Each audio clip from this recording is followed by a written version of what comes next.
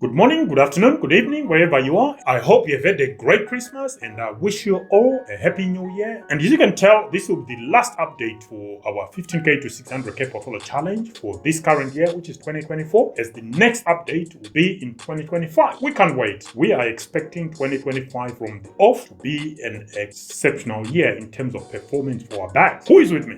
Anyway, guys, but before I jump into this week's update, as always, note that this is not financial advice. Please do your own research. I'm not a financial advisor. If you are looking for one, please approach someone who's actually trained to do so. And there are so many on YouTube, Instagram, and so forth. So go look over there for financial advice. The information I'm sharing with you in this video is just for educational as well as entertainment purposes. And it's also not intended for UK audiences for the sole reason that the UK authorities do deem anything crypto related to be extremely risky. Therefore, you should not be watching any crypto related content, guys. You need to take note of that. You may lose your funds as well as your shirt along the way. That said, let's come back to this week's update, where we are going to be showcasing our 15K to 600K portfolio for the last time until next year, that is. And here we are looking at crypto categories in Ethereum, Cardano blockchain, Sama, which is Polkadot and Kusama combined, Cosmos ecosystem, Avalanche, as well as a category we call Anything Goes, which is a mixed portfolio. And here we've selected a few projects across these ecosystems or categories. Then we have earmarked a budget of